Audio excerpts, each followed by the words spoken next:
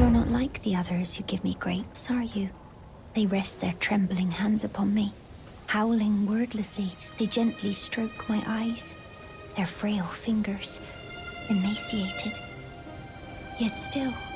Elden Ring is the story of how one finds meaning in their life, inspired by the many conflicting philosophies of how we, as small, ignorant, meek, and tarnished people, may understand the grace of God and their creation. Elden Ring is a marvel of mythopoesis, the creation of new myths from established tradition, taking broad strokes and minor details from the mythic cultures of the Romani, the Germanic, the Indian, the Gnostic, and the Jewish, critiquing ideals born of glib and zealous devotion to a single faith. Today, we continue exploring the philosophies of Elden Ring with Gnosticism.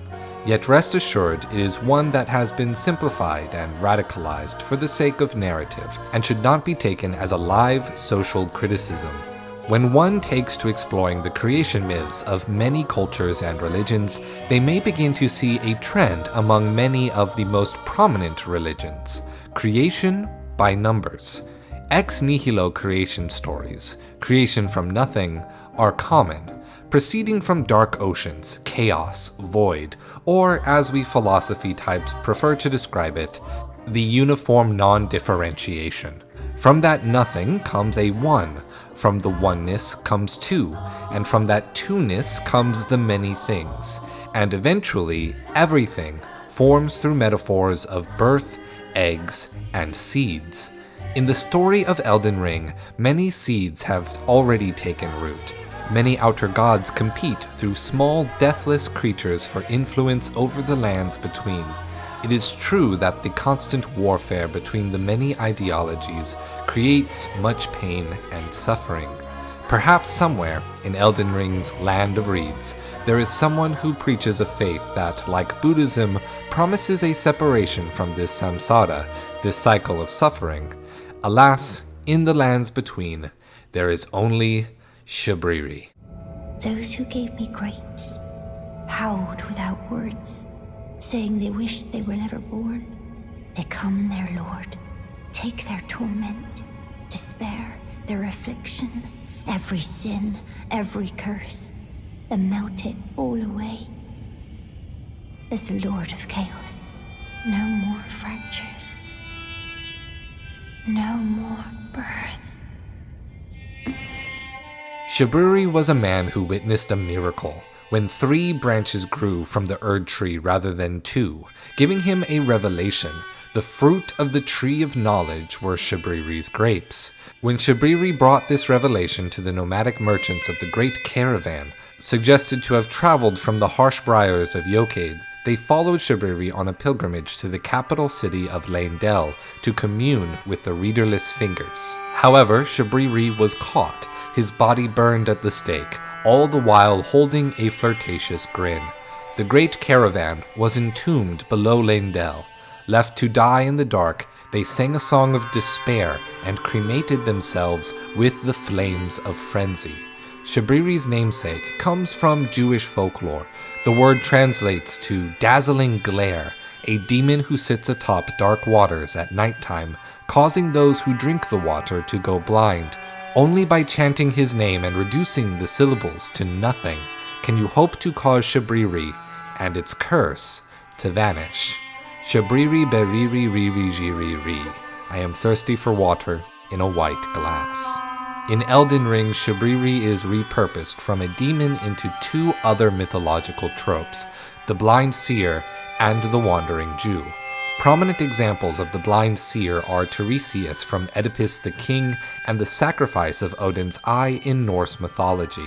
The wandering Jew trope is a bit more sensitive because it does have racist origins, but grew to be a positive depiction of an old wise man, such as Lord of the Rings' Gandalf the Grey. But what exactly was Shabriri the sage preaching? What was it that gave the suffering merchants hope and made the Golden Order quiver with fear? For that, we should turn to the ideas of the Gnostic tradition. You were about to sacrifice something precious, the life of a fair maiden that you would toss into the fiery forge, only so that you may be Lord. What a horrible thing to ponder. Your ascendancy requires her sacrifice. The Gnostics were a variety of different religious sects, most prevalent in the 1st century AD, made up of Jewish and Christian people attempting to reconcile Roman and Greek religion, philosophy, and mythologies into a single belief system. There were no centralized authorities nor accepted canon for the Gnostics, but rather a plurality of localized Gnostic groups and writers. Yet one idea that the Gnostics as a whole latched onto was the monad of Greek ontology.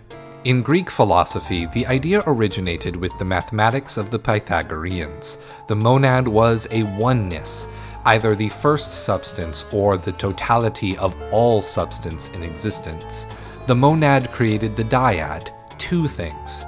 The dyad created many things, and many things created infinity, and the relationships between points within that infinity creates mathematics.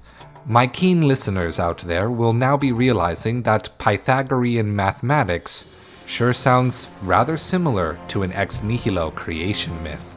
The Gnostics took this mythical aspect of Greek philosophy quite seriously, describing the monad as the void, chaos, and oneness from which creator gods, celestial bodies, and all things emanated, a prima materia or prime matter, which for good Elden Ring lore fiends should trigger the myriad references to post-12th century alchemy that have been covered extensively by other creators like Zeostorm and Max Derrett. Shabriri's goal is thus to use the Frenzied Flame as an alchemical reaction to return the world of differentiation and conflict back into the monad, to do the opposite of Latin alchemy's magnum opus by returning to the primordial chaos that began divinity itself. Individuals, gods, beliefs, and philosophy itself were the original sin. It would all be better off burned to the ground. I have touched them. The words of the 3 fingers. As your maiden, allow me to divine them. All that there is came from the one great. Then came fractures, and births, and souls. But the greater will made a mistake.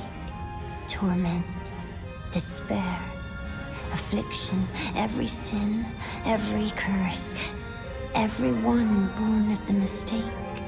And so, what was borrowed must be returned, melted all away with the yellow chaos flame, until all is one again. All that divides and distinguishes. Ah, may chaos take the world. May chaos take the world! Stay true.